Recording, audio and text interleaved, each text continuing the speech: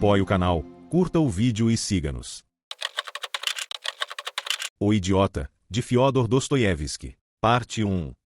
Capítulo 9. Fez-se silêncio completo na sala. Todos olharam para o príncipe, como se não tivessem ouvido ou não conseguissem compreender. Gania ficou hirto de terror.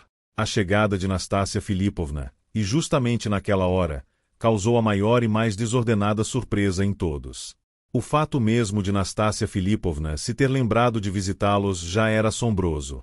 Até então fora tão altiva que nem em conversa com Gania expressara, uma vez sequer, o desejo de conhecer a família dele, sendo que, de modo algum, ultimamente, fazia menor alusão a ela, como se nem existisse.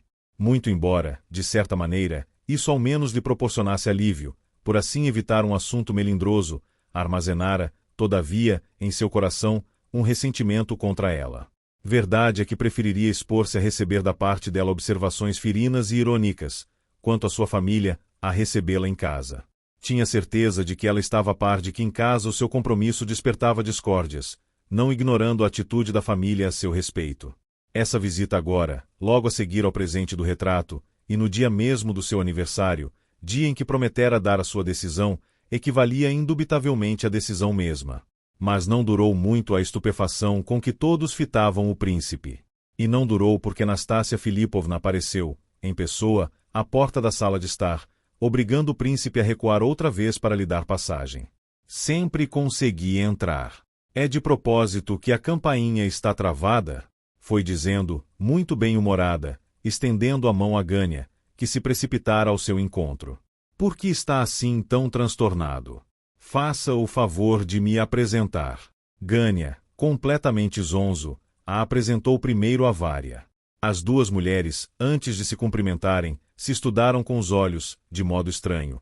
Mas como Nastassia Filipovna ainda estava sorrindo, pôde mascarar os seus sentimentos sob essa mostra de expansibilidade. Mas Varia não escondeu os seus, fitando-a com uma intensidade esquisita. Não surgiu em seu semblante o sorriso sequer que a simples polidez exige. Gania estava em transe. Era inútil intervir, nem haveria tempo e modo, mas conseguiu atirar à irmã um olhar de soslaio tal que ela bem se deu conta do que esse momento representava para ele. Decidiu ceder e sorriu afetadamente para a outra. Na família todos ainda gostavam bastante uns dos outros. Quem, afinal, salvou a situação foi Nina Alexandrovna, a quem Gania logo a seguir a apresentou, embora já irremediavelmente confuso. E tão confuso que em vez de apresentar Nastassia Filipovna, apresentou a mãe a esta. Mas tão logo Nina Alexandrovna começou a falar no grande prazer, etc., já Nastassia Filipovna, sem lhe dar atenção, se virava apressadamente para Gania, sentando-se, sem esperar que lhe dissessem, em um sofazinho, a um canto, perto da janela. O seu escritório onde é? Perguntou logo. E onde estão os inquilinos? Você recebe inquilinos, não é? Gania enrubesceu terrivelmente, e ia tartamudear qualquer resposta quando ela prosseguiu, não lhe dando tempo. Em que lugar você os aloja? Você nem ao menos um escritório tem? Dá lucro? Perguntou, já agora se dirigindo a Nina Alexandrovna. Só dá incômodos, respondeu esta. Naturalmente sempre compensa um pouco, mas só aceitamos justamente aqueles que... Novamente Nastassia Filipovna deixava de prestar atenção, fitava Gania, sorria, até que exclamou. Mas com que cara você está? Meu Deus! Você está engraçadíssimo. Agora. A sua risada ressoou por diversos segundos e o rosto de Gania se contraiu terrivelmente. A sua estupefação, o abatimento cômico que o atarantava desaparecera, mas estava agora tão pavorosamente pálido, com os lábios tão crispados, e tão solenemente calado, com um olhar mau e duro fitando a sua visitante, que a fez rir ainda mais. Havia um outro observador que mal se tinha restabelecido do espanto que Nastassia Filipovna lhe produzira. Mas, apesar de estarrecido no mesmo lugar, em plena sala, pôde notar o pavor e a transformação de Gania. Esse observador era o príncipe. Instintivamente, mesmo intimidado como estava, deu um passo à frente e disse a Gania. Beba um pouco de água. Não fique assim. Dissera isso compelido pelas circunstâncias, sem nenhuma intenção ou motivo segundo. Mas o efeito dessas palavras em Gania foi formidável. Todo o seu ódio se voltou para o príncipe. Segurou-o pelo ombro e o encarou, calado, com ódio e desejo de vingança, mas estava impossibilitado de lhe dizer qualquer desaforo. Isso causou uma emoção geral. Nina Alexandrovna soltou uma exclamação curta e fraca, enquanto Ptitsin dava uns passos à frente. Kolya e Ferdistenko, que tinham chegado à porta, estacaram, atonitos. Apenas Varia, com aquele seu feitio teimoso, olhava em silêncio, provocadoramente, de propósito, em pé, como estava, ao lado da mãe, os braços cruzados sobre o peito. Contendo-se, Gania sorriu nervosamente. E tendo recuperado quase a naturalidade, disse: Ora essa! O senhor é médico, príncipe? Pois não é que me surpreendeu? Nastácia Filipovna, posso apresentá-lo? Trata-se de uma rara personalidade, embora eu só o conheça desta manhã para cá. Nastácia Filipovna olhou espantada para o príncipe. Príncipe! Ele é príncipe! Ora, imaginem que eu o tomei ainda agora por um criado, e até lhe disse que viesse participar à minha chegada. Não houve ofensa. Não houve ofensa. Entrou dizendo. Ferdistenko, rapidamente se dirigindo para ela, aproveitando enquanto riam. Não houve ofensa. Se não é vero. 6. E eu que estive quase a descompô-lo, príncipe. Perdoe-me, por favor. Ferdistenko, que esteve você fazendo para chegar aqui a tal hora? Não contava de modo algum encontrá-lo aqui. Príncipe o quê? Mishin? Perguntava ela Gania, que, com o príncipe ainda preso pelo ombro, forcejava por apresentá-lo. Nosso inquilino, esclareceu Gania. Era notório que o estava apresentando e quase o empurrando para cima de Nastácia Filipovna como uma curiosidade, como um meio de fugir à situação falsa em que estava colocado. E ao príncipe foi fácil colher no ar a palavra idiota pronunciada às suas costas, provavelmente por Ferdistenko, à guisa de informação complementar para Nastácia Filipovna. Diga-me por que não me corrigiu ainda agora quando cometi a seu respeito tão tremendo equívoco? Perguntou Nastácia Filipovna, observando-o da cabeça aos pés, sem cerimônia alguma. E ficou à espera da resposta, impacientemente, certa de que seria um despautério qualquer e tão estúpido que os faria rirem. Porque fiquei surpreendido. Dei convosco tão inesperadamente. Balbuciou o príncipe. Como soube que era eu? Onde me viu antes? Mas, espere um pouco.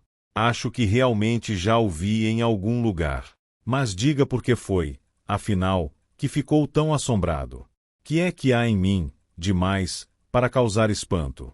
Agora é que eu quero ver, insistiu Ferdistenko, com um risinho afetado. Ó Deus, as coisas que eu diria em resposta a isso. Vá, príncipe, não nos faça pensar que é um rematado paspalhão. No seu lugar, eu também diria o mesmo, observou o príncipe rindo para Ferdistenko. É que hoje o vosso retrato me deixou muito impressionado. Dirigia-se finalmente a Nastácia Filipovna. Ainda por cima, acontece que estive falando com o Zepanchin a vosso respeito. E, o que é mais, já esta manhã, no trem, antes mesmo de chegar a Petersburgo, Parfion Rogojin já me falará sobre vós. E eis que, ainda agora ao abrir a porta, juro que estava pensando em vós, não sei porquê. E não é que subitamente. E como reconheceu que era eu? Pela fotografia e o que? Correspondeis exatamente ao que eu imaginara. Foi como se já vos tivesse visto também, não sei onde. Esta a sensação que tive. Onde? Senti como se tivesse visto os vossos olhos em alguma parte. Mas isso é impossível, é bobagem minha. Estive sempre ausente daqui. Talvez, em sonho. Bravo, príncipe! Gritou Ferdistenko. Agora retiro o meu se não é vero. Arrependendo-se, porém, do elogio, acrescentou, mas tudo isso não passa de inocência. As poucas frases pronunciadas pelo príncipe foram em voz perturbada, sendo obrigado a parar para tomar fôlego. A menor coisa lhe causava emoção. Nastácia Filipovna olhou-o com interesse e já sem rir. Nisto uma outra voz ruidosa ribombou por detrás do grupo, que se tinha fechado em volta do príncipe e de Nastácia Filipovna, parecendo abrir uma passagem fendendo o grupo ao meio. E, diante de Nastácia Filipovna, surgiu o chefe da casa, o general Ivogin em pessoa. Vestia a sobrecasaca, e a camisa tinha um peitilho postiço alvíssimo. A bigodeira acabará de ser pintada. Isso, para Gânia, era mais que insuportável. De que lhe valerá, ambicioso e frívolo, além de hipersensitivo em grau mórbido, ter procurado durante aqueles 2 últimos meses, a todo custo, alcançar um meio de vida mais apresentável e distinto? Faltando-lhe experiência, embarafustar errado pelo caminho que se propusera. Era o déspota do lar, tendo assumido em desespero de causa uma atitude de completo cinismo. Mas não pudera manter essa posição diante de Nastácia Filipovna, que o deixará propositadamente na incerteza até o derradeiro momento. O pobretão impaciente, como depois viera a saber que ela o chamava, tinha jurado por quantas juras sabia que a faria pagar amargamente por isso, mas ao mesmo tempo, como uma criança, sonhara reconciliar todos esses equívocos. E por cúmulo, agora, tinha de beber mais essa taça amarga, e bem nesta hora, ainda por cima. Mais uma tortura não prevista, a mais terrível de todas para um homem fútil, a agonia de ter de corar diante dos parentes e por causa deles, e em sua própria casa. Este o cruel e último quinhão. E pelo seu espírito acima subiu esta pergunta íntima: a recompensa valerá tudo isto? Estava justamente acontecendo, nesse momento, o que durante 2 meses fora o seu pesadelo, que o enregelava de terror e abrasava de vergonha. Afinal estavam aí face a face os dois, o pai e ela. Quantas vezes não o atormentara a visão imaginada do velho no dia do casamento? Mas é sempre assim com essa gente fútil. Não se fartara naqueles 2 meses de considerar em um modo global a questão, tendo decidido, custasse o que custasse, afastar o pai, no mínimo, momentaneamente, mandando-o até, se necessário fosse, para fora de Petersburgo, com ou sem anuência materna. 10 minutos antes, quando Nastácia Filipovna entrou, ele ficará tão zonzo e embaraçado que nem lhe ocorreu a hipótese de haver tamanha possibilidade, isto é, de Ardalion Alexandrovitch aparecer em cena. E não procurara um meio de impedir isso. E eis que, diante de todos, solenemente vestido e garboso para a ocasião, o general irrompe na sua sobrecasaca, justamente na hora em que Nastácia Filipovna estava apenas procurando um motivo para cobri-lo de ridículo, mais a sua família. Gânia estava mais convencido disso. E essa visita, que intento tivera, se não esse, viera para fazer amizade com a mãe e a irmã, ou para insultá-las em domicílio. E pela atitude de ambas as partes não restavam dúvidas a respeito. Sua mãe e sua irmã estavam sentadas à parte, muito envergonhadas, ao passo que ela, Nastácia Filipovna, parecia esquecer intencionalmente que elas estavam ali naquela mesma sala, com ela. E se assim se comportava, era lógico que tinha um intento com isso. Ferdistenko logo se assenhorou do general, manobrando-o. Ardalion Alexandrovitch Tivolgin, disse o general, curvando-se e sorrindo, com dignidade. Um antigo soldado hoje na desgraça, e pai de uma família que se sente feliz ante a perspectiva de incluir uma tão encantadora. Mas não pôde concluir, porque Ferdistenko, instalando às pressas uma cadeira atrás dele, pesadamente o abateu sobre ela. O general inconscientemente anuiu porque uma coisa dessas logo depois do jantar o comovia tanto que as pernas lhe fraquejavam. Ou melhor, caiu sobre a cadeira. Mas isso não o desconcertou. Recuperou as maneiras, encarou Nastácia Filipovna com um sorriso complacente, deliberada e galantemente ergueu os dedos dela até os seus lábios. Tentar desconcertar o general era empresa difícil. Ele sabia perfeitamente que ainda tinha um exterior bem apresentável, e se não fosse certo desmazelo poderia passar. Movera-se no passado sempre em boas rodas sociais, das quais acabará sendo excluído havia apenas uns 2 ou 3 anos. Dera daí para cá em se abandonar a certas fraquezas, sem peias. Apesar disso, porém, ostentavam os restos de maneiras agradáveis bem espontâneas. O aparecimento do general, de quem já ouvirá tanto falar, parece que deleitou Nastácia Filipovna. E ei-lo que recomeçava. Segundo me consta, aqui o meu filho. Sim, o seu filho. Mas convenhamos que o pai não deixa também de ainda ser bonitão. Porque nunca foi ver-me. Fechou-se assim, voluntariamente, ou isso foi obra de seu filho? A quem comprometeria o senhor, indo ver-me? Os filhos do século XIX e os seus respectivos pais, explicou o general. Nastácia Filipovna, desculpe por um instantinho Ardalion Alexandrovitch, pois alguém o está procurando, disse Nina Alexandrovna em voz alta. Desculpá-lo em quê? Já me tinham falado tanto dele. Almejava tanto conhecê-lo. Que faz ele, presentemente? Reformou-se. Ora, não vá me deixar, general. Fique, não vá embora. Eu lhe prometo que ele voltará, ou irá vê-la. Mas agora ele precisa descansar. Ardalion Alexandrovitch, estão dizendo que o senhor precisa descansar, reagiu Nastácia Filipovna, fazendo ar de decepção e de amor, como uma criança a quem privam do brinquedo. O general esmerou-se em tornar a sua posição ainda mais nécia do que antes. E pondo a mão sobre o coração, solenemente, desaprovou a ordem da esposa, dizendo: querida, mamãe, a senhora não se retira? Disse Vária, de modo significativo, perto da porta para onde se arredara.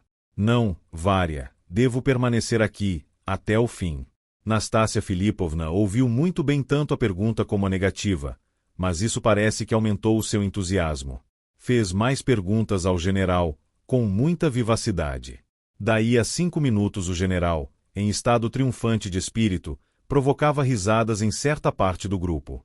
Kolya puxou o príncipe pela aba do casaco. Saia com ele, de qualquer jeito. Isto não pode continuar. É um favor que lhe suplico. Havia lágrimas de indignação nos olhos do pobre rapaz. Este maldito Gania! Enquanto isso, em resposta dada à pergunta de Nastácia Filipovna, o general explicou. Tive a fortuna de ser, deveras, um amigo íntimo de Ivan Fyodorovitch Shepanshin.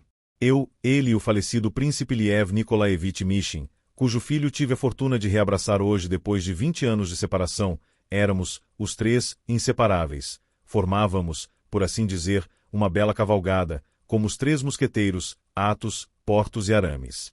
Mas, um está na sepultura, ai dele, derrubado pela calúnia e por uma bala. O segundo está diante da senhora, lutando ainda e sempre contra calúnias e balas. Que balas? As que estão aqui, no meu peito. Recebi-as debaixo das muralhas de Kars, e quando o tempo muda me dou conta delas. Malgrado isso, no mais que a mim respeita, vivo como um filósofo, passeio, jogo damas no meu café como um burguês comanditado, e leio Independence. Mas com Epanchin, o terceiro, o nosso Porthos, não tenho mais nada a ver, depois daquele escândalo, há 2 anos, na Estrada de Ferro, com um cãozinho Lulu. Um cãozinho? Como assim? Perguntou Nastácia Filipovna com uma curiosidade faiscante. Com um cãozinho de colo? Vejamos. Na Estrada de Ferro, ainda por cima. Insistiu, fechando um pouco os olhos, como quando alguém quer recordar alguma coisa. Foi um caso idiota. Nem merece a pena contar. E tudo por causa da governanta da princesa Bialokovskaya, Mistre Schmidt. Nem merece a pena repetir. O senhor tem de me contar. Insistia alegremente Nastácia Filipovna. Ferdistenko observou. O senhor também nunca me contou. Cedo novo. Ardalion Alexandrovitch. Suplicou outra vez Nina Alexandrovna. E Kolya exclamou. Pai, lá no corredor querem falar urgentemente com o senhor. Trata-se de uma história estúpida e pode ser contada em 2 palavras. Decidiu-se o general, com muita complacência. 2 anos atrás, sim, aproximadamente há 2 anos, logo depois da inauguração da Estrada de Ferro de X, estava eu já nesse tempo em trajes civis, mas ainda muito ocupado com um caso importante que se prendia à minha promoção antes da reforma. Tomei um bilhete de 1ª classe, entrei, sentei-me, pus-me a fumar. Ou melhor, já entrei fumando, tinha acendido meu charuto lá fora. Fumar nem era proibido nem permitido. Tolerava-se, pode-se dizer assim. Naturalmente depende da pessoa que fuma. De mais a mais a janela estava aberta. Um pouco antes do apito, 2 senhoras subiram, com um cachorro pequenino assim, se sentaram no mesmo compartimento, diante de mim. Entraram atrasadas. Uma delas estava vestida de maneira extravagante, em azul claro. A outra, mais sobriamente, de seda preta, com uma capa. Que eram bonitas, não havia dúvida, mas tinham um ar desdenhoso, e falavam inglês. Fiz que não reparei e continuei a fumar. Hesitei, mas estava ao lado da janela e, como a janela estava aberta, prossegui. O cão estava sobre os joelhos da dama de azul claro. Era um bichinho pequenininho, assim como meu punho fechado, todo preto, com manchas brancas, uma perfeita raridade. Tinha uma coleira de prata, com uma inscrição. E logo percebi que as damas ficaram aborrecidas com o meu charuto, é lógico. Uma delas se pôs a fitar-me com o seu lorgnão de tartaruga. Fiquei impassível, e elas, nem bico. Se me dissessem alguma coisa, me advertissem, me pedissem, para que é que a gente tem língua, afinal de contas? Mas estavam caladas. Subitamente, sem advertência, dou-lhe a minha palavra de honra, sem a menor advertência, como se inopinadamente tivesse ficado maluca, a tal de azul desmaiado me arrancou o charuto da boca e o atirou pela janela. O trem ia desembestado, a toda. Fitei-a, perplexo. Uma mulher selvagem, sim, positivamente uma mulher inteiramente do tipo selvagem, muito embora de maneiras, alta, bonitona, com faces rosadas, aliás rosadas até demais. Os olhos dela fulguravam, me hipnotizando. Sem proferir uma palavra, e com extraordinária cortesia, a mais perfeita, a mais refinada cortesia, eu, delicadamente, segurei o cachorrinho pela coleira, com 2 dedos, assim, e o atirei pela janela fora, em busca do meu charuto. Ele apenas soltou um ganido. O trem ia por aí afora a toda velocidade. O senhor é um monstro. Ria-se, a perder, Nastácia Filipovna, batendo as mãos, como uma criança. Bravo! Bravo! Aplaudia Ferdistenko. Titsin, que quando o general apareceu na sala também ficará sem jeito, agora também ria. E riu o próprio Kolya que gritou ainda, bravo! E eu tinha direito a fazer o que fiz. Perfeitamente! Explicou o general, todo entusiasmado, em triunfo. Se os charutos são proibidos em um carro de primeira classe, quanto mais os cachorros. Bravo, pai, esplêndido! Eu faria a mesma coisa! Exclamou Kolya, jovialmente. Mas Nastácia Filipovna perguntou, pressurosa. E a dama? Que fez ela? A dama? A de azul? É aí que a coisa descamba para o desagradável, redarguiu o general, franzindo as sobrancelhas. Sem proferir uma só palavra e sem me avisar, me esbofeteou. Uma mulher selvagem, de um tipo inteiramente selvagem.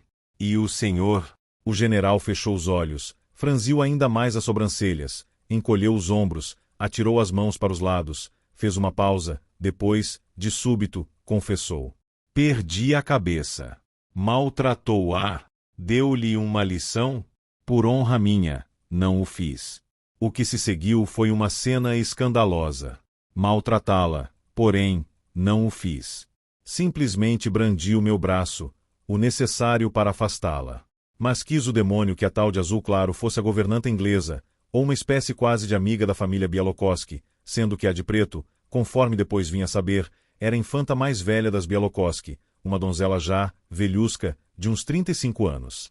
Ora, a senhora sabe em que termos a generala Epanchina está ligada à família Bialokoski. Todas as 6 princesinhas tiveram chiliques, choramingaram, guardaram luto pelo cãozinho, a governanta inglesa deu gritinhos. Um completo manicômio. Naturalmente, eu tinha de me desculpar, manifestar o meu arrependimento. Escrevi uma carta. Recusaram receber-me, a mim e a carta.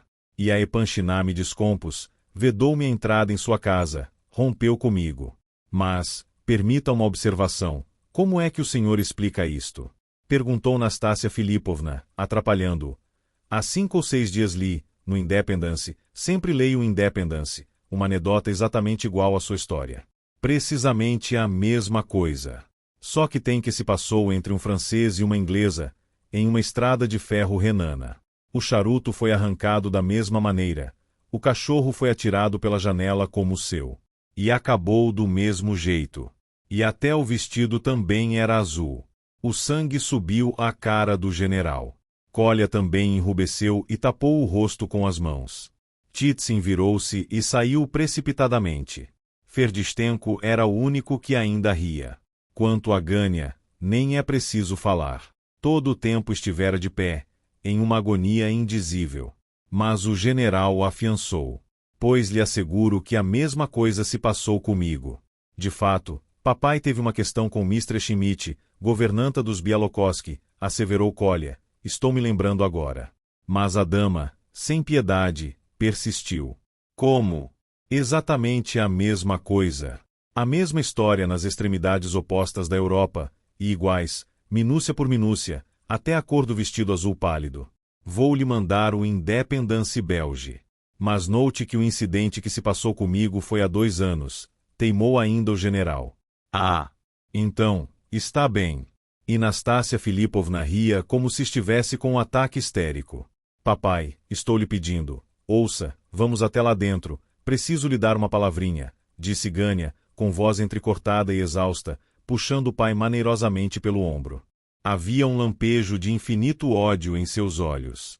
Nesse momento a campainha da porta da frente tocou de modo violento, e de maneira tal que devia até ter arrebentado. Anunciava uma visita excepcional. Kolya correu a abrir a porta. Capítulo 10. De repente um vozerio de muita gente na entrada. Os que restavam na sala de visitas tiveram a impressão de que muitas pessoas tinham subido e que outras ainda estavam na escada. Uma porção de vozes falando e exclamando ao mesmo tempo, e isso tanto em cima como lá embaixo. A porta do patamar evidentemente tinha sido escancarada. Que visitas seriam essas? E todos, na sala, se entreolharam. Gania saiu apressadamente em direção à sala de jantar, onde diversos dos recém-chegados já se aglomeravam.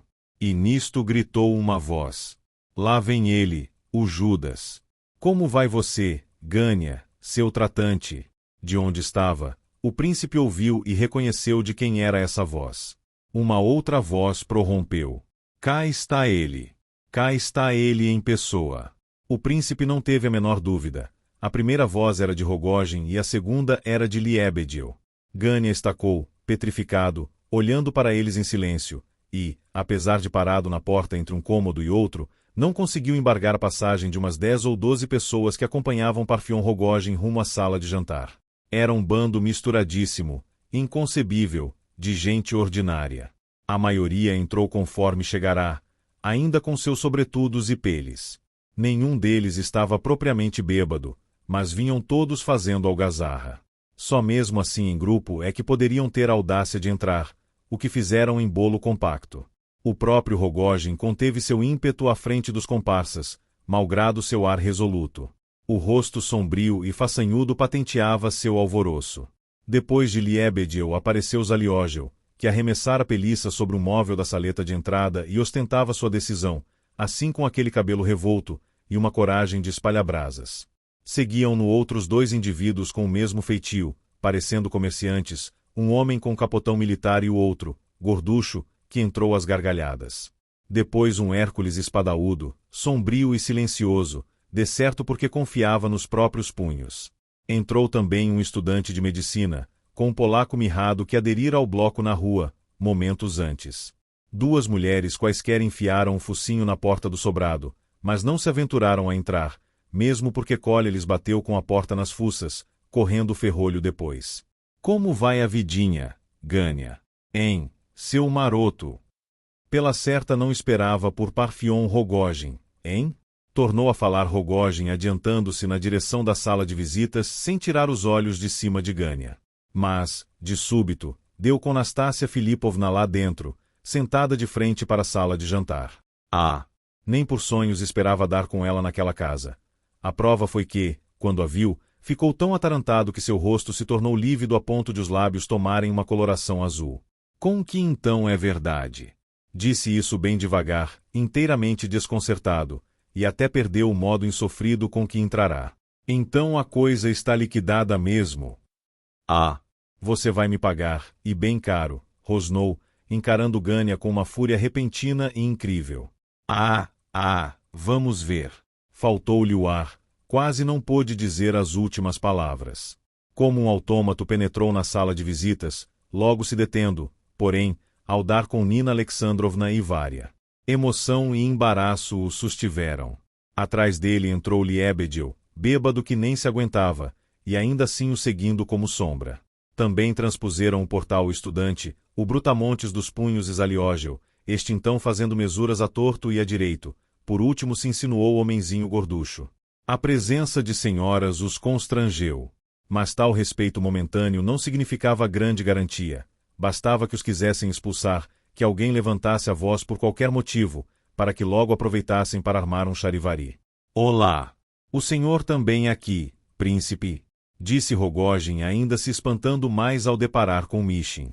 E sempre com as polainas, hein? Respirou fundo, esqueceu-se logo do príncipe e tornou a olhar para Nastácia Filipovna, dirigindo-se para ela como atraído por um imã. Ela também estava olhando com inquieta curiosidade para aquela malta de invasores. Finalmente Gânia recuperou a presença de espírito. Permitam que lhes pergunte que significa isto, disse com voz embargada, encarando com rosto severo os recém-chegados e se dirigindo principalmente a Rogojin. Isto aqui não é uma cocheira, senhores. Minha mãe e minha irmã moram aqui. Estamos vendo perfeitamente que sua mãe e sua irmã estão aqui, respondeu Rogojin, por entre os dentes. Liebediel sentiu que era chegada a hora de colaborar. Sim, claramente se vê que sua mãe e sua irmã estão aqui. E o homenzarrão dos punhos compreendeu que a situação se ia azedando e se pôs a engrolar qualquer coisa, ele também. Mas, palavra de honra! Explodiu Gânia, erguendo a voz, sem se moderar. Primeiramente peço a todos que se dirijam para a sala de jantar e que depois, lá, educadamente me digam. Imaginem, ele não sabe, goelou Rogojin, rilhando os dentes, zangado, sem arredar passo. Diga-me uma coisa, você conhece Rogojin? Certamente já o encontrei em algum lugar, mas... Em algum lugar, hein? Há 3 meses, perdi, para você, no jogo, 200 rublos que eram de meu pai. Ele até morreu sem descobrir isso. Você me distraía e Knif me furtava. E não está me reconhecendo mais, hein? Titsin assistiu a isso. Quer você saber que espécie de homem você é? Se eu agora lhe mostrar 3 rublos, aqui do meu bolso, você engatinhará até a ilha Vassilevsk, para os ganhar. E não pense que vim apenas com estas botas. Não. Arranjei uma bolada de dinheiro, irmão, posso comprar você inteiro com toda a sua gente. Posso arrematar você. Se eu quiser, arremato tudo. Rogojin excitava-se cada vez mais e a sua bebedeira se ia exteriorizando. Vê lá, Nastácia Filipovna, não me enxotes. Dize-me só uma coisa, vais te casar com ele, ou não? Foi uma pergunta feita em desespero, como apelando para uma divindade, mas com a coragem de um homem condenado à morte e que, portanto, nada tem a perder. E esperava a resposta, com mortal angústia. Com altivez e expressão desdenhosa, Nastácia Filipovna o examinou de alto a baixo, depois olhou de esguelha para Nina Alexandrovna e Varia, daí fitou Gânia e disse, mudando de tom. Certamente não. Mas que foi que lhe aconteceu? E que lhe deu na cabeça para fazer uma pergunta dessas? Falou devagar, de modo grave, e, pelo menos aparentemente, com certa surpresa. Não, não, exclamou Rogojin quase louco de júbilo. Então não vais. Mas como é que me disseram? Ah, Nastácia Filipovna, contará-me que estavas comprometida com ele. Como se fosse possível. Bem lhes disse eu que era impossível. Se eu quiser, compro-o por 100 rublos. Se eu lhe desse 3.000 rublos para desistir, ele fugiria no próprio dia do casamento, deixando a noiva para mim. É ou não é verdade, Gânia, seu canalha? Você agarraria os 3.000 rublos, não é mesmo? Aqui está o dinheiro. Aqui o tem. Eu trouxe a bolada para facilitar a sua assinatura em uma renúncia categórica. Eu disse que o compraria, e o comprarei. Saia daqui, seu bêbado! Gritou Gânia, que, depois de lívido, ficou vermelho. A essa explosão se seguiu uma outra, geral, pois todo o bando estava à espera apenas do sinal para a briga. Mas nisto, com solicitude, sibilantemente, Liebediel ciciou alguma coisa ao ouvido de Rogojin. Tens razão, funcionário, respondeu Rogojin. Tens razão, alma de bêbado. Aqui vai, Nastácia Filipovna, berrou, fitando-a, como um sujeito em delírio que da extrema timidez passa maior audácia. Aqui vai o dinheiro. 18.000 rublos. E atirou sobre a mesa, diante dela, um maço de notas embrulhadas em papel branco amarrado com barbante. Aqui vai. E ainda arranjei mais, que está para chegar. não se aventurou a dizer o que queria. Mas, arcado para ele, Liebediel sussurrava com um feitio atônito. Não, não, não.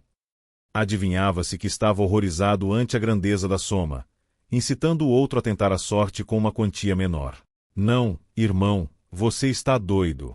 Não sabe como tem de ser o comportamento aqui. Pensa que sou maluco como você? Mas, dando com os olhos chamejantes de Nastácia Filipovna, Rogojin parou, sobressaltado, e se dominou. Ai, ai, ai! Já fiz embrulhada, para que o fui ouvir, Liebediel! Exclamou com certo vexame. Mas, inesperadamente, Nastácia Filipovna deu uma risada, olhando para a cara atonita de Rogojin. 18.000 rublos para mim? Não passarás nunca de um mujique, acrescentou com uma familiaridade insolente, levantando-se do sofá, como para ir embora. Gania assistir a cena com o coração soterrado. Então, gritou Rogojin, 40.000. 40, e não 18. Titsin e Biskup prometeram arranjar-me, até às 7 horas, 40.000. Dinheiro certo. Ali. O escândalo agravava-se, mas Nastácia Filipovna, já de pé, continuava a rir, prolongando a cena de propósito. Nina Alexandrovna e Varia também se tinham levantado e esperavam, em silencioso pasmo, até ver onde aquilo iria parar. Os olhos de Varia faiscavam, e o efeito de tudo isso em Nina Alexandrovna era pavorosamente cruel, tremia e estava a ponto de desfalecer. Então, se é assim, 100. Dar-te-ei 100.000 rublos, hoje. Titsin, empresta-me isso, já está valendo, está feito. Você está maluco, balbuciou, sem se fazer esperar, Titsin, que se encaminhou para ele e o segurou. Você está bêbado. Olhe que chamam a polícia. Onde é que você pensa que está? Está bêbado e quer mostrar-se. Disse Nastácia Filipovna, zombando dele. Não é ostentação, não. Arranjarei o dinheiro antes de anoitecer.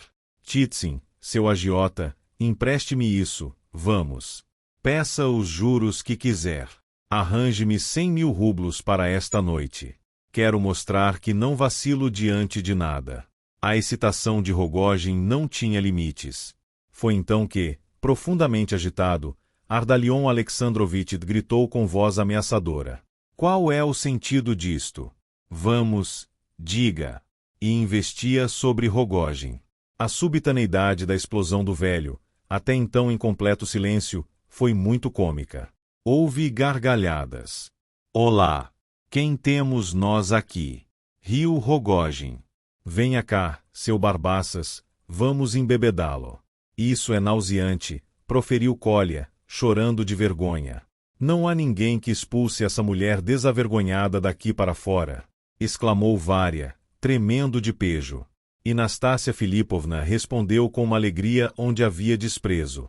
Chamam-me de mulher desavergonhada. A mim que vim, pressurosa, convidá-los a todos para minha recepção desta noite. Eis como sua irmã me trata, Gavril Ardalionovitch. No primeiro instante Gania ficou aniquilado ante a explosão da irmã, mas quando viu que Nastácia Filipovna ia embora, investiu desatinado para Varia e a agarrou pelo braço, com fúria. Veja o que você foi fazer. Encarava-a como se a quisesse fulminar ali mesmo. Estava tão fora de si que não sabia o que estava fazendo. Que foi que eu fiz? Ora essa! E para onde me quer arrastar? Será para pedir perdão a ela por ter insultado mamãe e ter vindo aqui desgraçar nossa família. Criatura vil? Varia gritou de novo, com ar impávido, desafiando o irmão. Ficaram assim, um encarando o outro. Gania mantinha-a presa pelo braço. Ela experimentou livrar-se 2 vezes, até que, de repente, perdendo toda a compostura, cuspiu na cara do irmão. Que moça! Bravos! Exclamou Nastácia Filipovna. Titsin, dou-lhe os meus parabéns. Gania viu tudo dançando diante dos seus olhos. E, completamente esquecido de si, arremeteu contra a irmã e teria acertado no rosto dela se uma outra mão estranha não agarrasse a sua. O príncipe estava entre ele e Varia. Não faça isso. Pare! Gritou, insistentemente, e era como se a sua violenta emoção sacudisse tudo.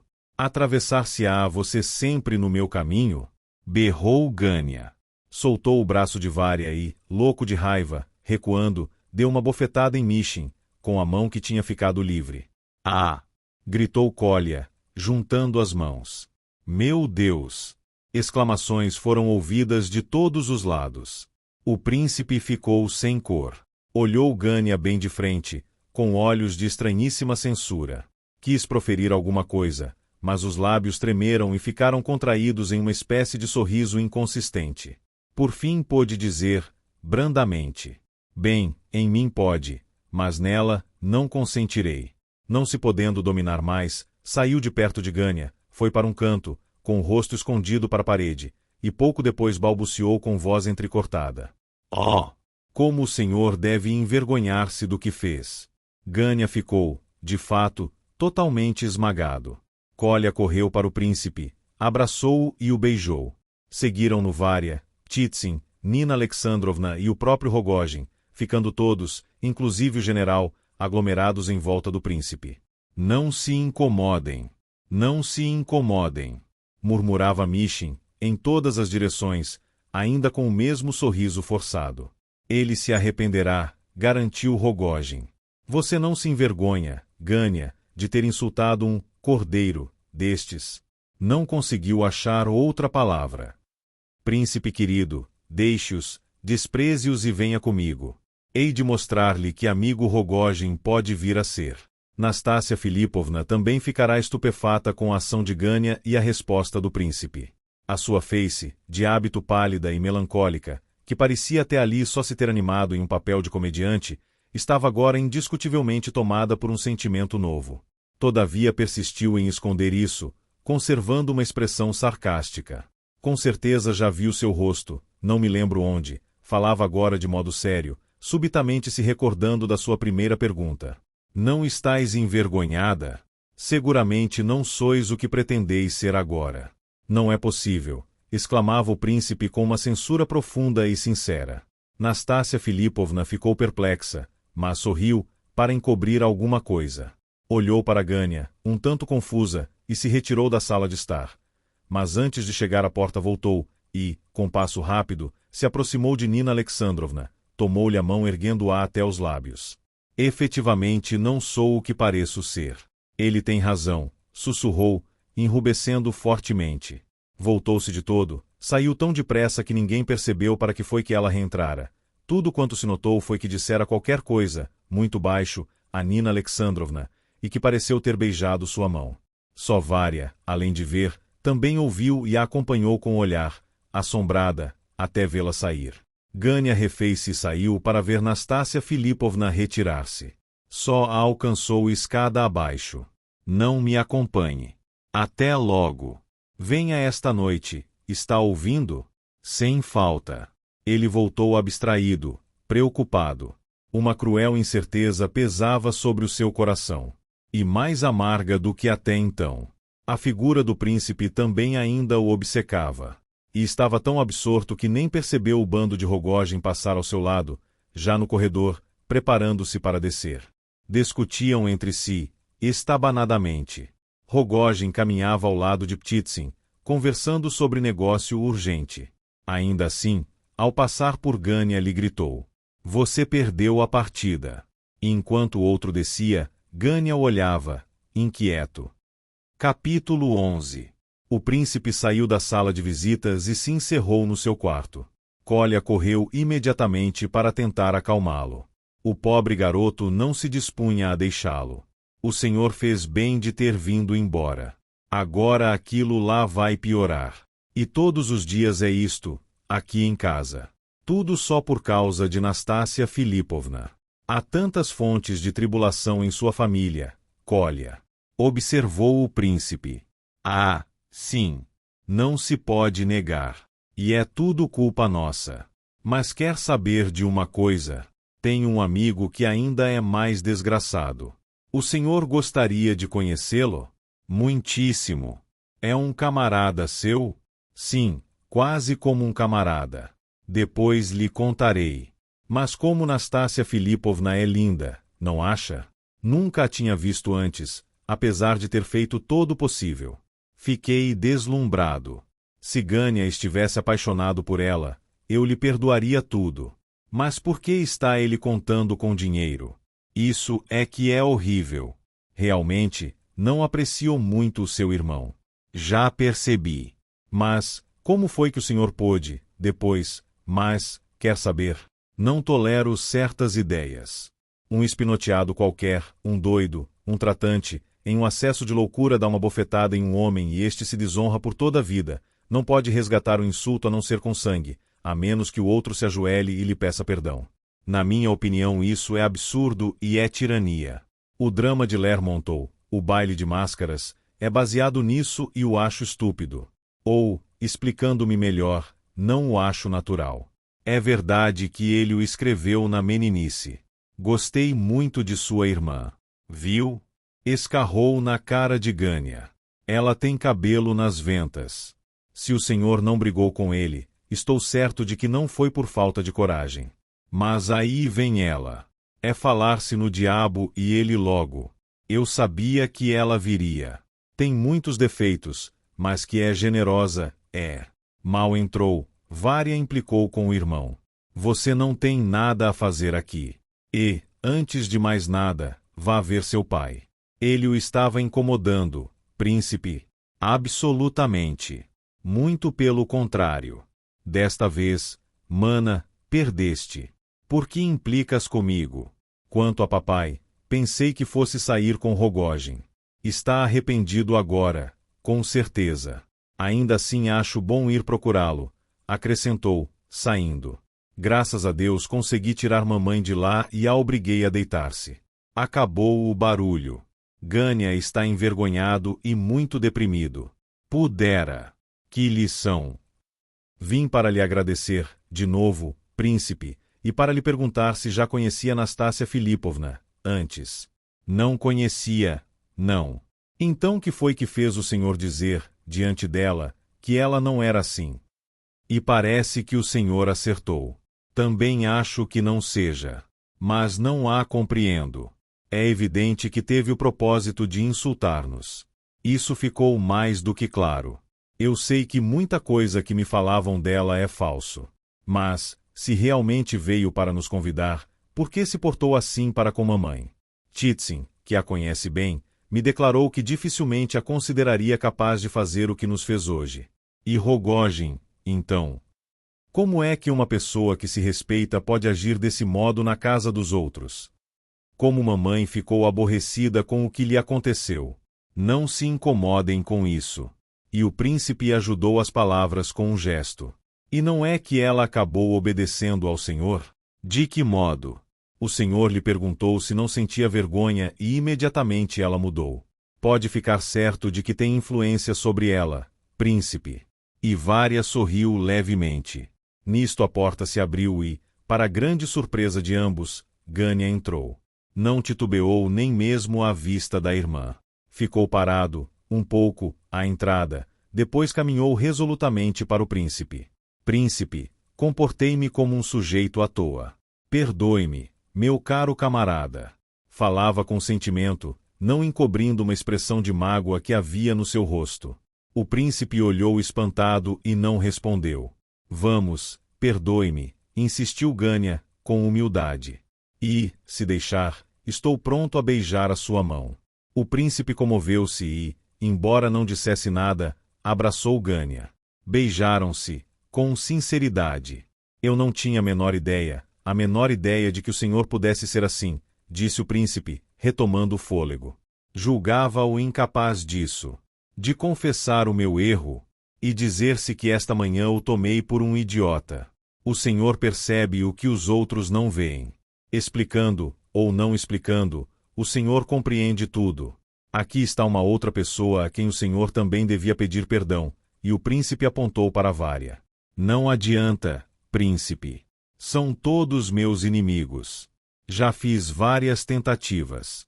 Não há nenhum perdão sincero vindo da parte de certa gente, rematou impetuosamente Gânia, dando as costas para Vária, que inesperadamente disse alto. Sim, eu te perdoo. E serás capaz de ir comigo esta noite à casa de Nastácia Filipovna. Se exiges, vou. Mas cabe a ti próprio julgar se não é fora de propósito eu ir lá, esta noite. Ela não é como aqui pensam. Viste que ela hoje aqui cada vez se mostrou mais enigmática. Só usou de artifícios. E Gânia riu de um modo vicioso. Eu sei perfeitamente que ela não é assim e que tudo não passa de maneirismo. Mas que pretende ela? Além disso, pensa bem, Gânia, afinal ela te toma por quem? Lá o ter beijado a mão de mamãe não representa nada, pode ter sido uma impostura. Tu sabes que ela continuou rindo de ti, na mesma. Isso não vale 75.000 rublos, realmente não vale, tu bem sabes, mano. E é porque sei que ainda és capaz de sentimentos nobres que te falo assim. Para com isso. Acautela-te. Isso não pode acabar bem. Estava tão excitada que, mal acabou de falar, saiu quase a correr do quarto. Elas todas são assim. E Gânia sorriu. E supõe que eu não conheça a vida. Ora, conheço muito mais do que elas.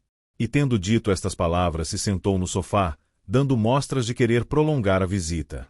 Se sabe as coisas tão bem, por que é que escolheu um tal tormento? Aventurou-se o príncipe a comentar. O senhor sabe que tal situação não vale 75.000 rublos. Não é a isso que estou referindo-me, redarguiu Gânia. Mas diga, já que falou nesse assunto, o que pensa o senhor? Quero saber a sua opinião. Uma tal miséria vale ou não vale 75.000 rublos?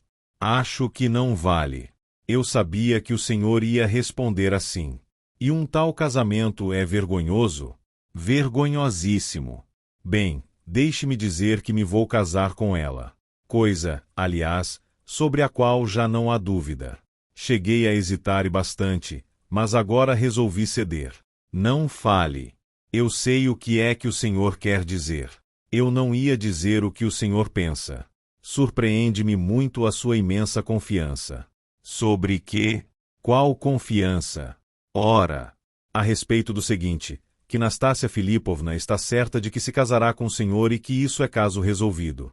E a seguir que, se ela se casar com o senhor, os 75.000 rublos entrarão para o seu bolso. Mas naturalmente em tudo isso há muita coisa que eu ignoro. Gânia chegou-se mais para perto do príncipe. É evidente que o senhor não sabe quase nada. Mas por que então me sujeitaria eu a tais cadeias? Penso que no mais das vezes muita gente se casa por causa do dinheiro, que aliás fica com a esposa.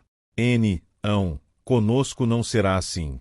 Neste caso há pontos a considerar, murmurou Gânia, com ar meditativo.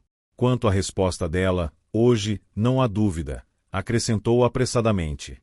Em que se baseia o senhor para julgar que ela me dará o contra? A esse respeito não sei senão o que vi, e o que acabou de dizer Varvara Ardalionovna. Ah! Foi bobagem dela. Elas não sabem mais o que dizer. Nastácia Filipovna estava rindo de Rogojin, dou-lhe a minha palavra. Eu vi. Tenho certeza. Eu estive aturdido, mas agora compreendi. E quanto ao modo de ela se comportar perante mamãe, papai e Vária. E perante o senhor, também. Talvez. Foi uma maneira muito feminina de se cobrar de velhas contas. Ela é pavorosamente irritável, presunçosa e egoísta. Como qualquer escriturário que acabou de ser vítima de injustiça no seu serviço. Quis demonstrar pessoalmente todo o seu desprezo por todos e por mim. Eis a verdade, não nego. E ainda assim quer casar-se comigo. O senhor não sabia a que falsos papéis pode levar a vaidade humana. Repare só e verá que ela me considera um sem vergonha porque a aceitei, a ela, amante de outro homem, e a aceito abertamente só por causa de dinheiro. E desconhece que qualquer outro homem a aceitaria de um modo ainda mais desavergonhado do que o meu, acenando-lhe com ideias liberais e progressistas, fingindo acobertá-la sob problemas femininos. E ela entraria direitinho nessa armadilha como um fio em uma agulha. Convenceria ele a tola vaidosa, e seria fácil, que se casasse com ele, apenas devido ao seu nobre coração e desventura, embora fosse, como no meu caso, por causa de dinheiro, tal e qual. Não me absolvem porque não finjo envergonhar-me. E é o que eu devia fazer. Mas, ela, que faz ela? Não dá no mesmo. Então que direito tem de desprezar e de armar jogos assim, comigo? Porque eu me mostro altivo e me vendo caro. Está bem, veremos. O Senhor a amou até que isso tivesse acontecido? No começo a amei. Basta. Há mulheres que só servem para amantes. Não digo que tivesse sido minha amante. Se ela sempre se comportar direito, o mesmo farei eu.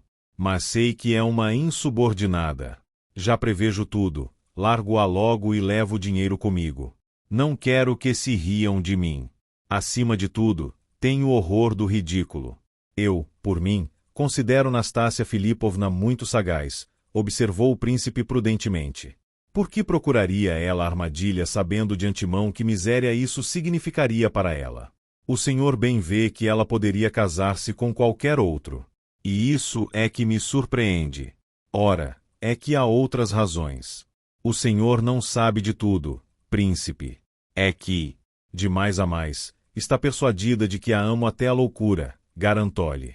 E ainda por cima tenho fortes suspeitas de que também me ama à sua maneira, conforme o ditado que o senhor conhece, castigo quem amo. Considerar-me-á toda a vida como um patife, e talvez seja isso que ela deseje, e ainda assim me amará à sua maneira. Ela está preparando-se para isso, o seu caráter é assim. É uma autêntica mulher russa, digo-lhe eu. Mas tenho uma pequenina surpresa guardada para ela.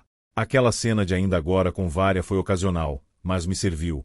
Viu como estou apegado a ela e ficou convencida de que estou pronto a romper com todas as amarras por sua causa.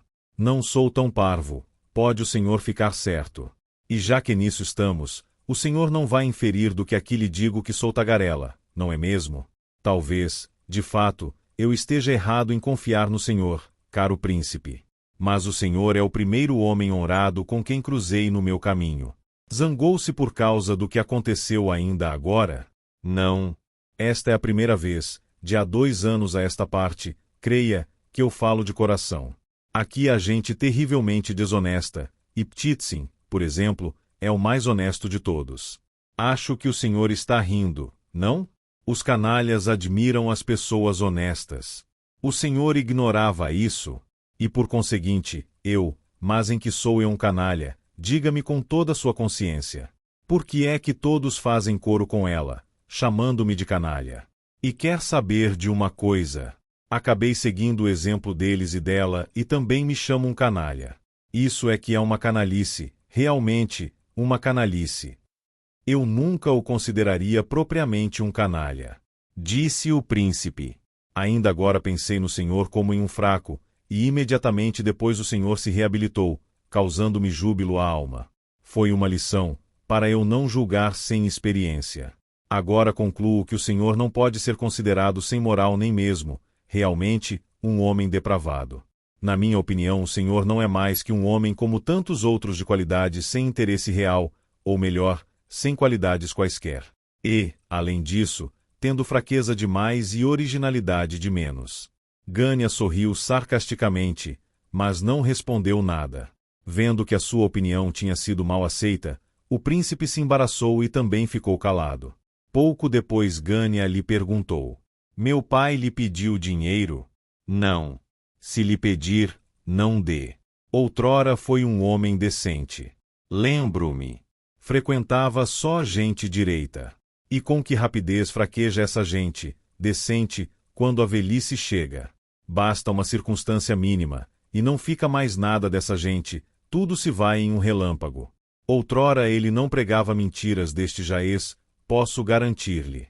Outrora apenas foi um pouquinho entusiasmado, e vejem que deu. Naturalmente a bebida está no fundo de tudo isso. E quer saber de uma coisa? Tem uma amásia. E agora está ficando pior do que um simples mentiroso. Não entendo mais a capacidade de sofrimento de minha mãe. Ele lhe falou no cerco de Kars? E como o seu cavalo baio trotador começou a falar? Pois olhe que ele não se limita somente a tais despauterios. E repentinamente Gânia deu uma gargalhada. Por que é que está me olhando assim? Perguntou ao príncipe, interrompendo-se de repente. Estou surpreso com a sua gargalhada tão franca. Ainda bem que pode rir como uma criança. O senhor entrou aqui para fazer as pazes comigo. Disse, até, se consentir, beijarei a sua mão, tal como uma criança o teria feito. Ainda é, pois, capaz de tais palavras e de tais impulsos. E depois o senhor começa uma enorme lenga-lenga a respeito desse negro caso e desses 75.000 rublos. Devo dizer-lhe quanto tudo isso me parece absurdo e incrível. E o que deduz disso? Não estará agindo impensadamente. Não deveria examinar-se antes? Varvara Ardalionovna tem razão, de certo. Lições de moral. Que eu sou rapaz desmiolado, estou farto de saber, interveio Gânia, acaloradamente. E basta ver a conversa que acabo de ter com o senhor. Não é por motivos mercenários que vou fazer este casamento, príncipe, continuou, espicaçado pela vaidade da mocidade que não o deixava calar-se. Certamente ainda não posso orientar-me, porque sou fraco demais, em caráter e em espírito. A paixão me cega porque só tenho uma coisa em mira. O senhor pensará que, mal eu ponho a mão em 75.000 rublos, compro logo uma carruagem. Não, continuarei usando meu paletó do ano retrasado e não prestarei atenção nos meus conhecidos que frequentam clubes. Há pouca gente perseverante, entre nós, embora não passemos de cavadores de dinheiro. Mas eu serei perseverante. A grande coisa é fazer isso cabalmente, esse é que é o problema. Titsin, aos 17 anos, dormia na rua e vendia canivetes. Começou com um copeque e hoje tem 60.000 rublos. Pergunte a ele o que passou para chegar a isso. Mas eu começarei para cá dos empecilhos e já com capital. Dentro de 15 anos, dirão, ali vai Ivolguin, o rei dos judeus. Disse-me o senhor, ainda agora, que não tenho nada de original. Observe, caro príncipe, que nada ofende mais a um homem da nossa raça e da nossa época do que lhe dizerem que não é original, que não tem força de vontade nem talentos especiais e que não passa de um indivíduo comum. O senhor nem sequer me deu crédito para me considerar um canalha de primeira ordem, e o senhor sabe que eu estaria pronto para aniquilá-lo, só por causa disso. O senhor me ofendeu mais do que Panchim, o qual, sem discussão, sem experimentar tentar-me, na simplicidade do seu coração, repare bem, acreditou que eu fosse capaz de vender a minha vida. Isso me exaspera há tempos, e é por isso que eu quero dinheiro. Mas deem-me o dinheiro e verão se me torno ou não um homem altamente original. O que há de baixo e de desprezível no dinheiro é que com ele se compra até mesmo talento, e assim será até o fim do mundo. Dirá o senhor que também isso não passa de infantilidade ou, talvez, de romantismo. Bem, para mim será melhor assim e hei de fazer o que desejo. Seja como for, perseverarei e não desistirei. Rira bien que rira lê dernier.8 o que levou Epanchin a insultar-me desse jeito? Despeito, não podia ser. Nunca. Então foi porque me achou um tipo sem a menor importância. Mas, então, agora, chega, porém. É tempo de me ir. Kolya já meteu o nariz pela porta 2 vezes. Ele quer avisar que o jantar está pronto. Preciso sair. Procurarei o senhor, de vez em quando. O senhor se sentirá à vontade, conosco, considerá-lo da família, em pouco. Então, estamos de bem, outra vez? Creio que o senhor e eu seremos amigos ou inimigos. E que acharia, príncipe, se eu lhe tivesse beijado a mão, como me prontifiquei com sinceridade? Isso me tornaria seu inimigo, depois? Estou certo que sim, mas não para sempre. Não aguentaria e haveria de me perdoar, respondeu o príncipe com uma risada, depois de ter pensado um pouco. O senhor precisa ser vigiado com mais cuidado. Ora bolas! Também pôs a sua gotinha de veneno. E quem sabe se o senhor, afinal, não é um inimigo? Por falar nisso, ia me esquecendo de perguntar. Tenho razão em crer que o senhor também ficou arrebatado diante de Nastácia Filipovna? Sim. Eu gosto dela. Ficou apaixonado? Pois não é que o senhor está ficando vermelho e com ar infeliz? Ora, não faz mal, não tem importância, não vou rir por causa disso. Mas, quer saber de uma coisa? Ela é uma mulher de vida virtuosa. Não acredita? Pensa o senhor que ela está vivendo com esse tal Totsky? Absolutamente. Há muito que isso acabou.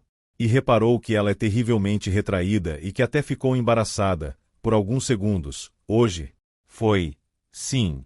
É gente dessa marca que gosta de dominar os outros. Bem, adeus. Gânia saiu bem-humorado e muito mais à vontade do que quando entrará. O príncipe ficou pensando mais de 10 minutos sem se mover. Kolya meteu a cabeça pelo vão da porta. Outra vez. Não quero jantar, Kolya.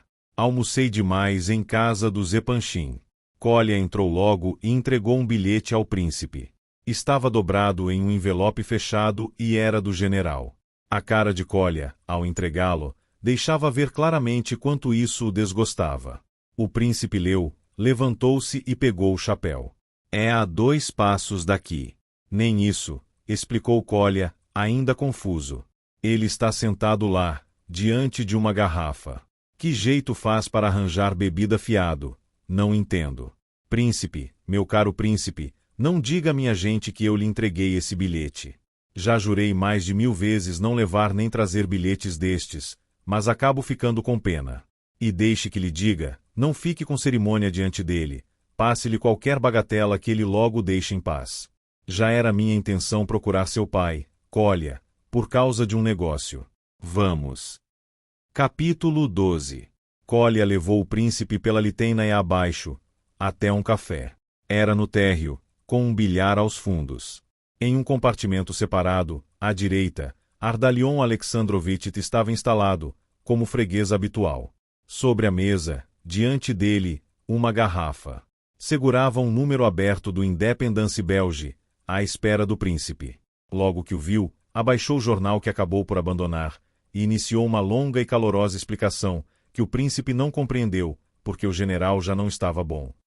Não tenho 10 rublos trocados, foi logo dizendo o príncipe, mas aqui está esta nota de 25 rublos.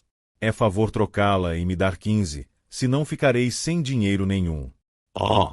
Certamente. E vamos tratar disso, já. E aproveito, general, para lhe fazer, também, um pedido.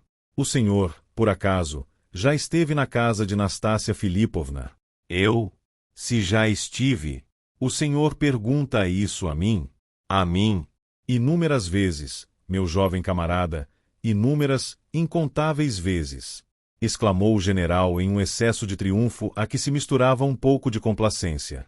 Devo dizer-lhe, porém, que interrompi minhas visitas, pois não hei de ser eu quem há de encorajar uma aliança tão inverossímil. Aliás, o senhor já teve ocasião de ver hoje, já testemunhou minha atitude, a respeito. Tenho feito tudo quanto pode fazer um pai sensato mas indulgente, é claro. Mas, deste minuto em diante, sobe a cena, e rompe um pai muito diferente do antigo, e então veremos se um militar, sim, que serviu com honra, triunfará sobre intriga, ou se uma desavergonhada cocote forçará o caminho e entrará para uma família respeitável. Respeitável e decente. Ia perguntar se o senhor poderia levar-me, como amigo seu, à casa de Nastácia Filipovna, esta noite. Tenho de ir lá, mas não sei de que modo arranjar isso. Fui apresentado a ela hoje, mas para a reunião desta noite não me foi feito convite de espécie alguma. Não ficaria bem que eu pusesse de lado as convenções, por menores que elas fossem. Contanto que eu entre, podem até rir de mim. Esta é, precisamente, a minha ideia, meu jovem amigo. Precisamente, disse o general, com entusiasmo. E quer saber de uma coisa? Quando ainda há pouco lhe mandei pedir que viesse até aqui, não cuide que foi por causa da ninharia deste dinheiro. Absolutamente. Não. Garantiu ele, apropriando-se da nota e a enfiando logo no bolso. Mandei chamar o senhor precisamente para lhe pedir que me desse a honra e a alegria de ser meu companheiro em uma expedição à casa de Nastácia Filipovna. Ou melhor, em uma expedição contra Nastácia Filipovna. O general Ivolgin e o príncipe Mishin. Ah! Como isso vai espantá-la! A pretexto de cortesia pelo seu aniversário, esclareço a minha vontade irrefutável. Indiretamente, é lógico, não de frente, será mais efetivo do que sendo feito diretamente. Depois do que, então, Gânia verá o que lhe compete fazer. Terá ele de escolher entre o pai que serviu sempre com honra ao seu soberano e, por assim dizer essa. Mas, agiremos. Agiremos. A sua ideia é feliz, muito feliz, e partiremos às 9 horas. Temos muito tempo, ainda. Onde é que ela mora? Não fica perto, não. Ao lado do grande teatro, no edifício Mitovtsov, logo perto da praça. É em um primeiro andar. Não vai ser uma grande reunião, embora se trate do seu aniversário. Acabará cedo. A noite avançava. O príncipe ficará sentado, ouvindo e esperando o general, que tinha começado um número extraordinário de anedotas. E que nunca mais acabava. Quando o príncipe chegará, ele pedirá outra garrafa que levou mais de 1 hora para esvaziar.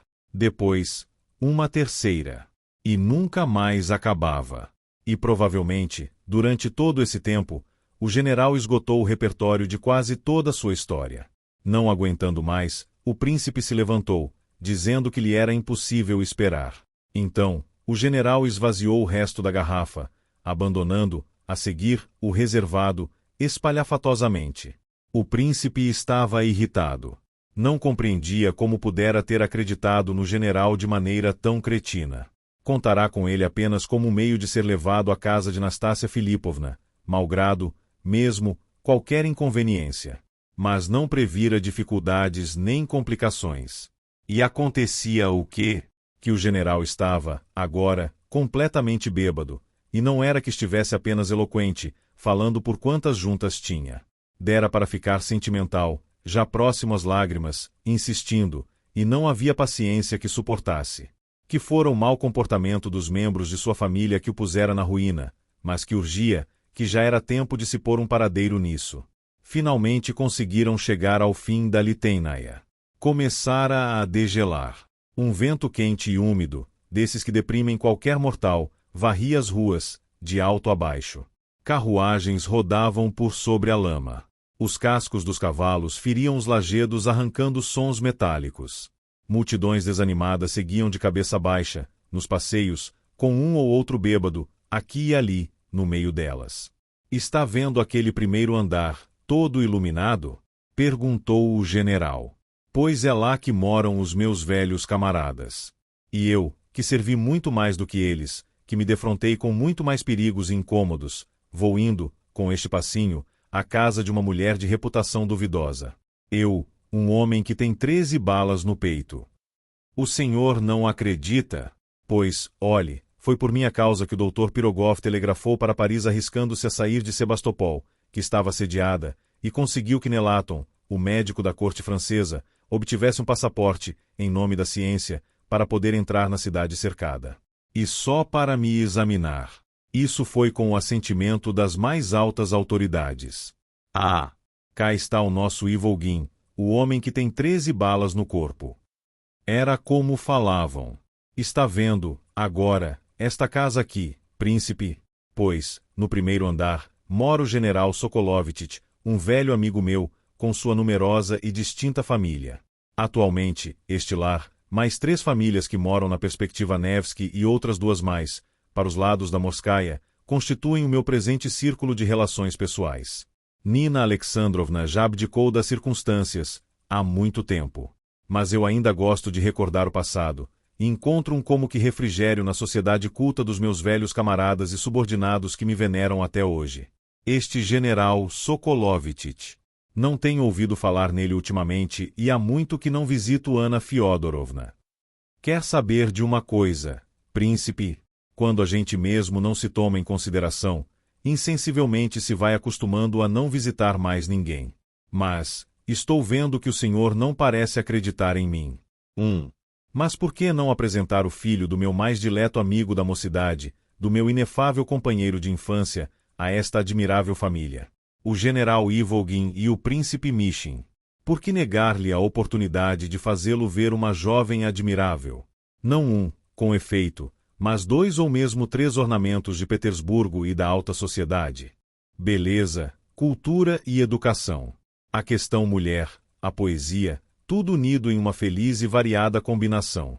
E não falando do dote de 80.000 rublos, em caixa forte, já posto de lado para cada uma delas, coisa que não faz recuar, sejam quais forem as questões sociais ou feministas.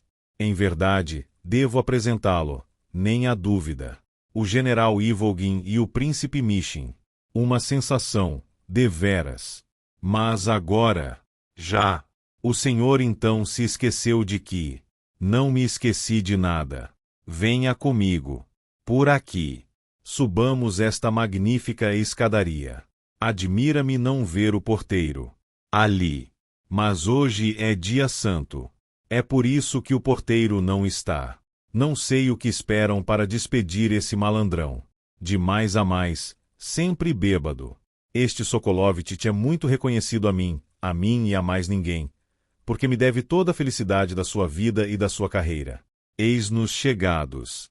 O príncipe resolvera não protestar mais.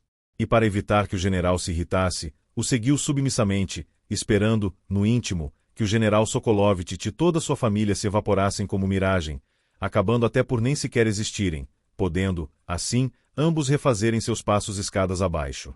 Mas, para total desapontamento seu, esta esperança começou a se desvanecer, pois à medida que o levava escadas acima, o general ia dando, com uma exatidão matemática, sem se calar, minúcias biográficas e topográficas, devendo com certeza ter mesmo relações no prédio. Então, quando chegaram em cima, ao primeiro andar, e o general quebrou à direita, e se lhes apresentou a porta de um apartamento luxuoso, o príncipe decidiu fugir aproveitando estar o general a puxar a campainha.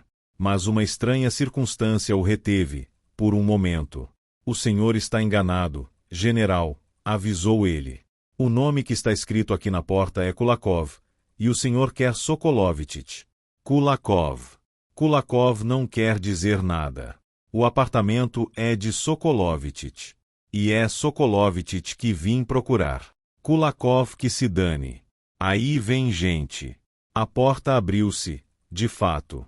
O lacaio que atendeu avisou que o patrão e senhora não estavam em casa. Que pena! Que pena! É sempre assim que as coisas me acontecem. Ardalion Alexandrovitch repetiu isso, várias vezes, com profundo pesar. Diga-lhes, meu rapaz, que o general Ivolgin e o príncipe Mishin desejavam apresentar os seus respeitos, em pessoa, e que sentem, extremamente, nisto, de uma peça interior, uma outra pessoa espreitou para a porta aberta. Parecia uma arrumadeira, ou antes, uma governanta. Mulher quarentona, toda de preto.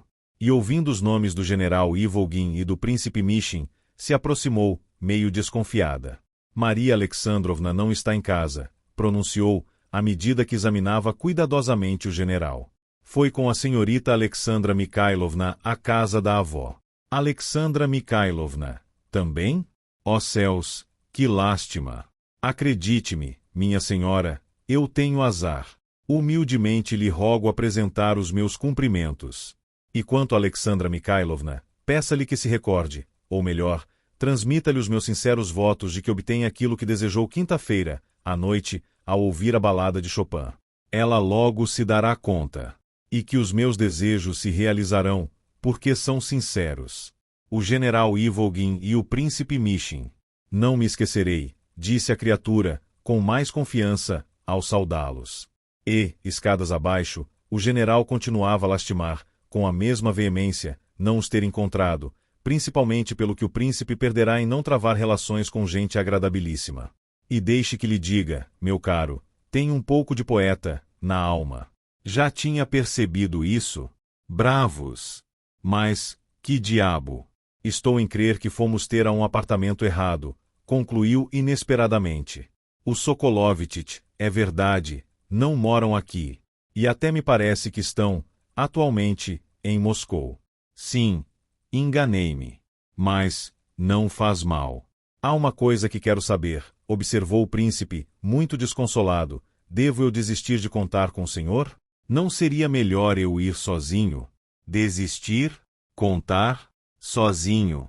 Mas por que e para que isso, quando para mim se trata de uma empresa vital, de que depende tanto o futuro de minha família? Não, meu jovem amigo, o senhor não conhece o general Ivolgin. Dizer Ivolgin corresponde a dizer um penhasco. Eis o que costumavam dizer no esquadrão quando estreei no serviço. Podes construir sobre Ivolgin como sobre uma rocha. Atrasaremos nossa ida apenas por um minuto, detendo-nos um pouco na casa onde a minha alma, desde muito, encontra consolo depois das ansiedades e das provações. O senhor pensa voltar para sua casa? Não. Quero mais é ir ver a senhora Tcherientcheva, viúva do capitão Tcherientchev, meu antigo subordinado que também foi meu amigo. Em casa da senhora Tcherientcheva encontro refrigério para o meu espírito. E é para onde levo os meus cuidados de todos os dias e todas as minhas angústias domésticas. E, como hoje estou vergado ao peso moral de atribuições pesadíssimas, é claro que pesa-me ter sido tão pavorosamente estúpido, a ponto de incomodar o senhor, esta noite, redarguiu o príncipe. Além disso, o senhor está em um estado que sabe de uma coisa, adeus. Mas não consinto. Deveras, não permito que o meu jovem amigo se vá, exigiu o general. É uma pobre viúva, e mãe de família. E como sabe arrancar do imo do coração os acordes que, como nenhum outro, ressoam dentro do meu ser. Visitá-la é questão de menos de 5 minutos. Não faço cerimônia nenhuma, quase que vivo lá. Preciso lavar-me, fazer um pouco a toilette. Depois, imediatamente partiremos para o grande teatro. Pois não está vendo que preciso do senhor a noite toda? É aqui, nesta casa. Eis-nos chegados. Olá, Kolya, já estás aqui? Marfa Borisovna está? Ou também estás chegando como nós? Oh! Não, respondeu Kolya, que se encontrara com eles no portão de entrada. Estive um bocadinho, com Hippolyte. Está pior, esteve de cama, desde manhã. Fui até ali, buscar um baralho em uma loja. Marfa Borisovna está à sua espera. Mas, há uma coisa, papai, o estado em que o senhor se encontra. Kolya calou-se logo, ficando a reparar na maneira em que o pai estava. E resolveu acompanhá-lo. Bem, entre, venha. O encontro com Kolya induziu o príncipe a acompanhar por uns minutos o general até aos cômodos para onde já subiam. O príncipe precisava de Kolya. Resolvera desistir do general, fosse como fosse, e não havia meios de se perdoar ter confiado nele. Levaram muito tempo para subir até ao quarto pavimento, e isso mesmo pelas escadas dos fundos. O senhor quer apresentar o príncipe, não é mesmo? Sim, meu querido, quero apresentá-lo. O general Ivolgin e o príncipe Mishin. Mas, e lá por dentro? Como está Marfa Borisovna? Para lhe falar com franqueza, e já que me pergunta, seria melhor o senhor não ir lá. Ela vai pô-lo em apuros. Há 3 dias que o senhor não dá sinal de si. Está cansada de esperar pelo dinheiro. Para que foi o senhor prometer dinheiro? O senhor não se emenda. Agora, arranje-se. Pararam, já no quarto andar, diante de uma porta baixa. O general estava evidentemente atemorizado e empurrou o príncipe para sua frente. Fico aqui atrás, murmurou. Quero pregar-lhe um susto. Kolya entrou logo. A tal surpresa do general negou fogo, pois uma mulher espiou para fora da porta.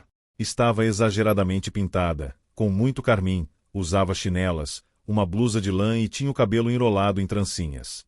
Era uma quarentona. Logo que o descobriu, gritou.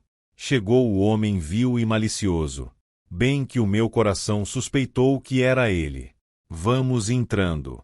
Não há nada, balbuciou o general, tentando rir, muito sem jeito. Mas como é que não havia nada? Com dificuldade conseguiram atravessar uma passagem, para uma saleta escura e abobadada, mobiliada com meia dúzia de cadeiras de junco e com 2 mesas de jogo. E logo a dona da casa voltou à carga, em um tom frenético, descompondo-o como de hábito. Você não tem vergonha? Você não tem vergonha, seu selvagem? Tirano da minha família, seu monstro. Você me roubou tudo. Você me sugou, até eu ficar seca, e ainda não está contente, seu vampiro. Já não aguento mais. Seu descarado, sem brio. Marfa Borisovna, Marfa Borisovna. Este é o príncipe Mishin. O general Ivolgin e o príncipe Mishin. Disse, mas já sem solenidade, o general, trêmulo e desenchabido. Acredita o senhor, a viúva do capitão voltava-se agora para o príncipe. Acredita o senhor que este descarado não poupou nem os meus filhos órfãos. Roubou-nos tudo. Carregou com tudo. Vendeu e empenhou tudo, e nos deixou sem nada. Que é que eu vou fazer com as suas promissórias, homem sem escrúpulos e manhoso calculista? Responda, ande, impostor. Vamos, ande, responda, monstro insaciável. Como é que vou alimentar os meus filhos órfãos?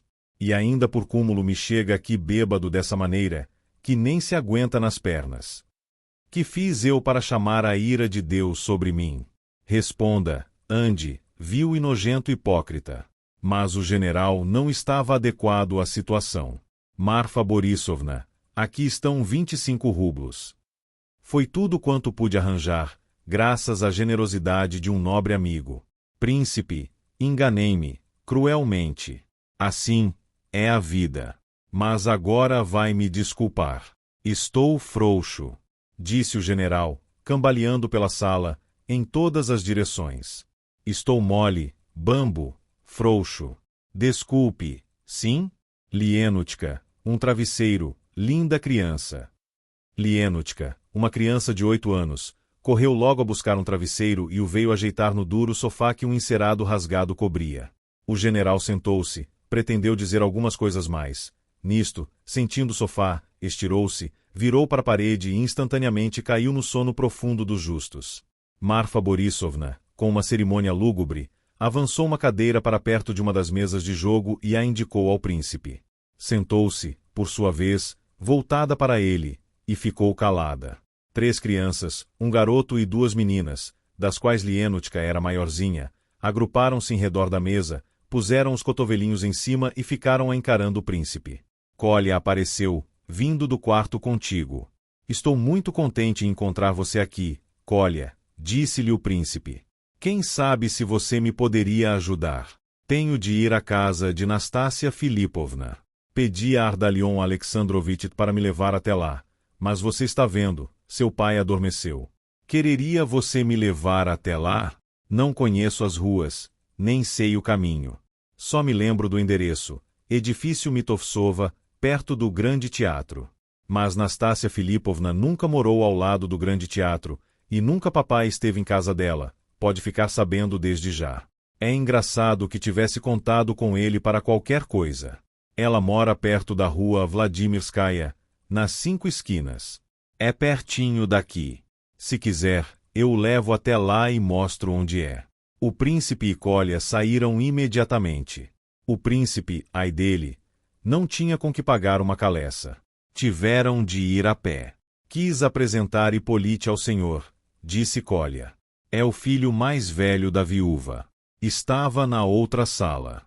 É doente. Passou de cama o dia inteiro. Mas é tão original. Melindra-se à toa, e calculo como não estava envergonhado de o senhor ter chegado em um momento como aquele. Eu não tenho de que me envergonhar, porque afinal de contas se trata de meu pai. Mas é a mãe dele. E isso é diferente. Em uma coisa assim, não há nenhuma desonra para o sexo masculino. Mas, talvez, isso não passe de um preconceito. Porque há de um sexo ser mais privilegiado do que o outro, em tais casos. Hippolyte é um esplêndido camarada, mas se escraviza ainda a preconceitos. Você quis dizer, ainda há pouco, que ele é tísico. É sim. E, a meu ver, a melhor coisa, para ele, seria morrer logo. Se eu estivesse no lugar dele, desejaria, na certa, estar morto. Ele tem pena do irmão e das irmãzinhas, aquelas que o senhor viu. Se fosse possível, se ao menos tivéssemos dinheiro, eu e ele tomaríamos um pequenino aposento, juntos, e largaríamos nossas famílias. É o nosso sonho. E o senhor quer saber? Quando, ainda agora, contei a ele o que tinha acontecido ao senhor, ele ficou possesso, e disse que um homem que recebe uma bofetada e não se bate logo a seguir, em duelo, é um desbriado. Como vê, ele é genioso. Pavorosamente. Até já desisti de argumentar com ele. Com que então Nastassia Filipovna também convidou o senhor? Aí é que está. Não me convidou. Então, como é que vai lá? Perguntou Kolya, parando logo, no meio da calçada. E com essa roupa? O senhor não sabe que é uma reunião noturna? Deus sabe como é que irei lá. Se me deixarem entrar, ainda bem. Se não deixarem, que hei de fazer? E, quanto à roupa, que remédio? O senhor pensa em ir, por quê? Ou vai somente por passer le temps 9 em roda distinta? Não, nem por isso. Isto é, vou com um fim. É difícil explicar, mas... Está bem. Isso não é comigo. O que me inquieta é saber se o senhor não se está apenas convidando para uma reunião em uma fascinante sociedade de cocotes, generais e agiotas. Porque se fosse somente para isso, o príncipe vai me desculpar, mas eu me riria do senhor e não lhe daria mais a menor atenção. Gente honesta já por si mesma é terrivelmente rara. Além disso, não há mais ninguém que se possa respeitar. Não adianta querer uma pessoa topar com gente que faz questão de ser respeitada. É o caso de Vária, por exemplo. E já reparou, príncipe, que hoje em dia está tudo cheio de aventureiros. E de modo particular entre nós, na Rússia, na nossa querida terra. Como foi que tudo isso ficou assim é que não posso compreender. Os alicerces pareciam tão firmes. E, todavia, que vemos nós, agora. Muito se fala e se escreve, mostrando este estado de coisas. Na Rússia, então, todo mundo está pondo à mostra essas coisas todas. Nossos pais são os primeiros a retrogradar, e se envergonham de sua antiga moral. Ainda no outro dia os jornais deram que certo pai, em Moscou, ensina aos filhos que não vacilem, diante seja o que for, para obter dinheiro. Olhe, por exemplo, para o meu general. Ao que chegou ele. E todavia fique sabendo que ainda não o acho dos piores. E falo sério. No fundo, a causa é a desordem e o vinho. Tenho certeza. Tenho pena dele, é lógico, e só não espalho essas coisas com medo de que se riam de mim. E essas pessoas sensíveis, que se escandalizam, que vêm a ser elas. Cavadoras de dinheiro, sem exceção. Hipólite faz a apologia do usurário, diz que está direito. Fala de valorização econômica, de maré do capital, que tem de subir e descer. Entenda-se lá isso. Vexa-me ouvi-lo falar desse modo, mas ele, eu compreendo. É um exasperado, e com razão. Agora imagine a mãe dele, a viúva do capitão. Ouça, essa mulher toma dinheiro do general e depois o empresta a ele próprio, general, mas, com juros. Isso não é hediondo. E o senhor sabe que minha mãe, sim, estou me referindo a Nina Alexandrovna, ajuda Hipólite, com dinheiro, roupas e tudo mais? E provê as crianças de uma porção de coisas, por intermédio de Hipólite, com pena de elas não terem quem cuide direito delas. Vária também ajuda. Ora, aí está. Você diz que não há mais gente honrada, forte, honesta, que não passam todos de cavadores de dinheiro. Mas em sua casa, mesmo, há gente às direitas, sua mãe e sua irmã. Você então não acha que ajudar desse modo, e em tais circunstâncias, seja uma prova de força moral? Vária faz isso por vaidade, para mostrar-se, para não ficar inferior à mamãe. Mas esta, realmente, eu a respeito, deveras. Não só respeito, como até acho que está certa. O próprio Hipólite sente isso, e ainda fica mais amargo contra quase todos. No começo ele ria e achava que isso era degradante para a mamãe, mas agora já começa a compreender bem. Então o senhor acha que isso é força? Preciso tomar nota disso. Gânia ignora tudo isso. E, se viesse a saber, chamaria isso ser conivente. Gânia não sabe. Acho que é muito ele não ter percebido isso ainda, ponderou o príncipe. Ouça, príncipe. Estou gostando muito do senhor. E não há meios de me esquecer do que lhe aconteceu esta tarde. Pois eu também estou gostando muito de você, Kolya. Escute, de que maneira pretende o senhor viver aqui? Estou dando um jeito de arranjar um emprego, e breve estarei ganhando alguma coisa. Moremos juntos. O senhor, eu e Hipólite. Alugaremos uma peça e consentiremos que o general venha ver-nos. Com o maior prazer. Mas havemos de estudar isso, pois ainda me sinto muito zonzo. Que? Chegamos. É esta a casa? Que entrada magnífica! E há porteiro, no vestíbulo. Bem, Kolya, não sei o que sucederá. O príncipe deteve-se, deslumbrado. Amanhã o senhor me contará. O principal é não ficar constrangido. Deus o acompanhe, pois sei que as suas decisões têm sempre em mira o bem. Adeus. Volto e vou contar a Hipólite a nossa combinação. E não tenha dúvida, garanto que ela o recebe. Não se perturbe. Ela é muito extravagante. É no primeiro andar. Vá pela escadaria, pergunte ao porteiro. Fim do capítulo 12. Apoie o canal, curta o vídeo e siga-nos.